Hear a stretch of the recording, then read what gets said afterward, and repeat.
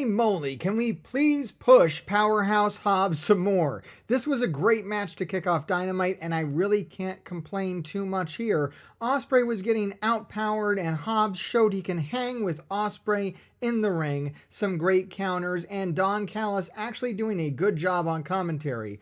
Also, the slight post-match angle was also really good. Ospreay continues to go after Danielson, and Danielson interrupting Ospreay's exit was also a nice touch. It was a very good match. 9 out of 10. Literally the perfect amount of storytelling for me. For my interest, this is what I like about AEW, is not when they bash you over the head with 20-minute segments with no wrestling. I like the little bits of intrigue at the end of this match. Have you ever noticed with AEW, they don't do these big long 20-minute, exposition storylines. It's those little looks at the end. The little look between Ospreay and Danielson. The little tussle between Ospreay and Will Hobbs and Don Callis. That just extra twist. The story is there. It's being told in the ring. In-ring storytelling. That's what I like about AEW. Quite possibly the best match of Will Ospreay's fledgling AEW career so far. This match featured a more coherent story than Ospreay's 3 other AEW matches. I love Powerhouse Hobbs chucking Ospreay about early on. The suplex on the steel steps and the follow-away slam onto the announce table were sick. Powerhouse Hobbs may be the most underappreciated and underrated wrestler on the AEW roster for the longest period of time. Since 2019, people have been trying to tell you that Powerhouse Hobbs is going to be the next big thing, and this match shows you why that is. The power of Powerhouse Hobbs is on display here and is glorious in its execution. A pretty alright match for what it is. Ospreay does his thing and has some great bumps. I've never seen a Hobbs match before, but this match has made me interested in what he does next, as he did some pretty brutal stuff to Ospreay in this match. Hobbs does show how green he is at times, and Ospreay doesn't really sell his back that much. This ended up being a decent, entertaining encounter. I also kind of wish that Hobbs got the win over Ospreay, considering how much damage he did to him, and the fact I really didn't like how Ospreay ended the match. It sort of felt like it came out of nowhere. I'm telling you, Hobbs is underappreciated. He's underrated. He's underexposed. He needs matches like this. Was he going to get this win? No. Did he look fucking fantastic in this match? Yes. One thing I gotta know though, why do we keep opening Dynamite up with a match from Will Ospreay? What is going on? Guys, this was the main event, right? Am I wrong? It's the match of the night. It's the highest rated match on Cage Match. All the Will Ospreay matches are main events. Why are we opening the show with that? We used to open the show with Orange Cassidy, and that was great. Now Roderick Strong is the new international champion. Why aren't we opening the show with Roderick Strong?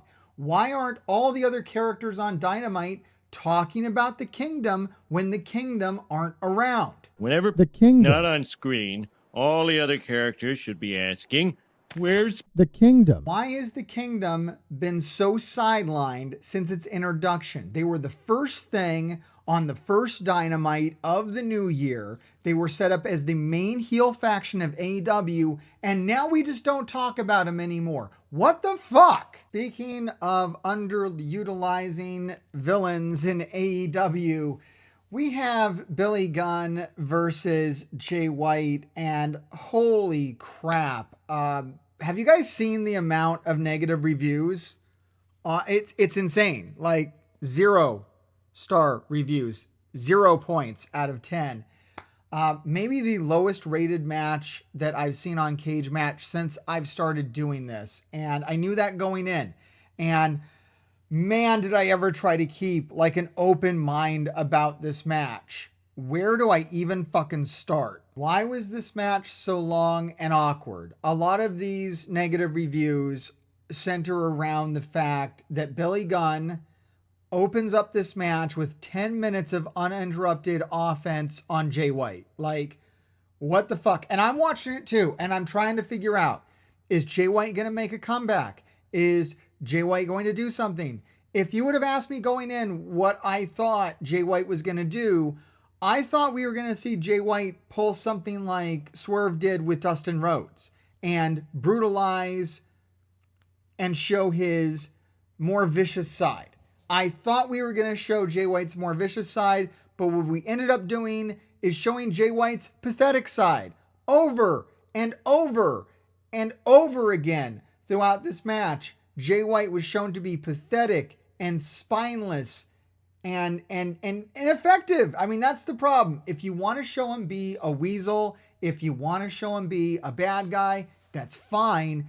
But heroes are only as good as the villains that they're up against, right? If the villains that our heroes are up against are idiots and incompetent and stupid and pathetic, how good can our heroes really be? We needed to see a more vicious Bullet Club Gold here if we were going to buy into this story, in my opinion. This whole match would have went down better had the Bullet Club Gold actually succeeded at fucking up Billy Gunn's house. So if you missed this, on Collision, Bullet Club Gold broke in to Billy Gunn's house. I don't know if they broke in or if his kids had the keys, but they got access, and Jay White was going to smash up his big TV, right? But he doesn't.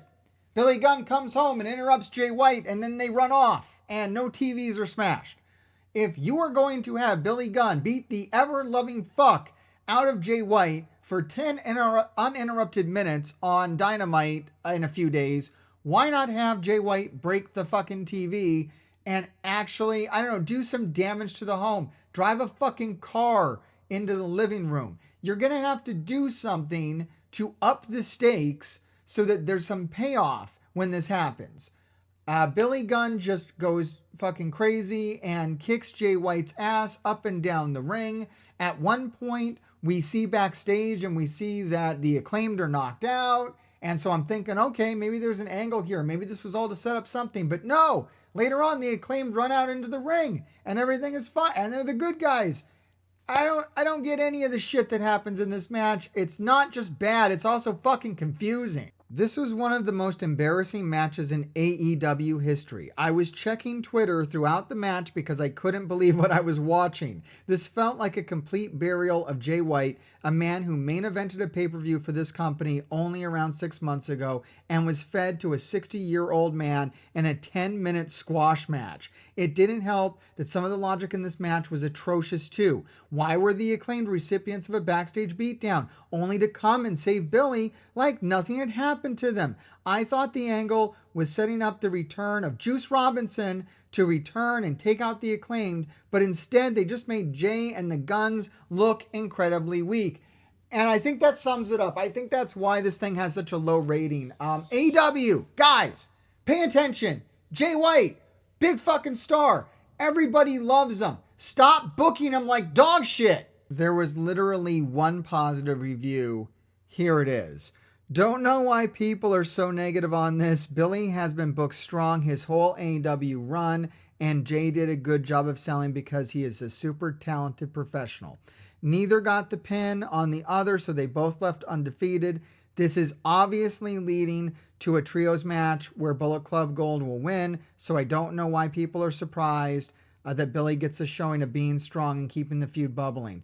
I like that Billy is a beast and Jay is so talented. It's crazy, really fun match. I will say the teams coming out at the end I wasn't a huge fan of, apart from Jay pretending to trip so he could be dragged back into the ring. I actually thought that was absurd that Jay White tripped on the way. Like, oh my fucking God, dude. Like, could you make Jay White look like more of a goddamn idiot?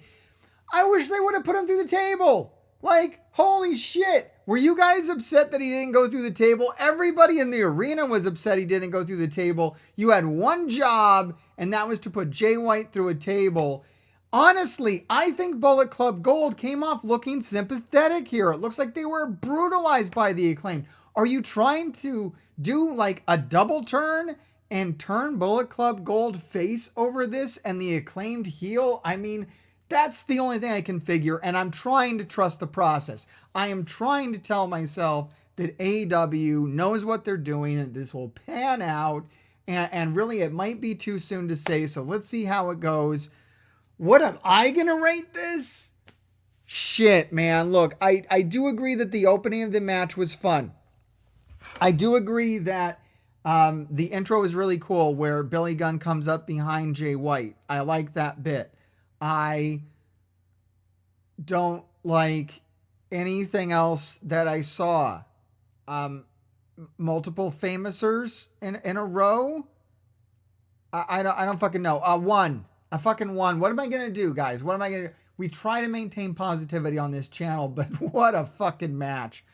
All right, let me know what you guys think down in the comments below. Jesus Christ. We are having a blast every Wednesday at 6 p.m. And we usually talk about what's going to happen on Dynamite. We talk about stuff that's going on in AEW in general. We talk about what's just happening in wrestling. It's a really fun stream. You should come join us. We're on all the platforms as well. So every Wednesday at 6 p.m. Eastern Standard Time on Twitch, YouTube, Instagram, and on Twitter, X, whatever the fuck that is. We're live on all 4 platforms at the same time. So wherever you like to watch live streams, come check us out. And the replays are always in the live section of this channel as well. Plus, if you haven't done it yet, come follow me on Instagram. A lot of clips from this show are going up there and we're getting a lot of traction and things are really cool. We're honestly being more successful on Instagram than we are here on YouTube. But I appreciate everybody that made it far in this far in this video. Definitely leave me a comment down below. Let me know you like the show because it's honestly hard to keep doing with the views being so low. But you guys leaving those comments helps keep me coming back every week to do it for you. So that's it for me. Make sure you check out another video. If you missed any of those live streams or other Dynamite reviews, I've done one every single week. So if you haven't watched one every single week, odds are there's one on here you haven't seen. Grave diggers keep digging.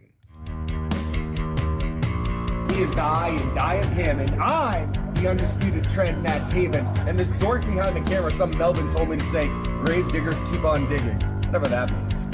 I am AEW wrestler and Ring of Honor tag champ, Mike Bennett. And remember, grave diggers keep digging, but not the monster truck. Even though my son really likes that monster truck, I kind of like Son of a Digger and Zombie. I'm going off on a tangent about monster trucks because my son really loves monster truck, but we're talking about the YouTube channel. So make sure, grave diggers, keep on digging, baby.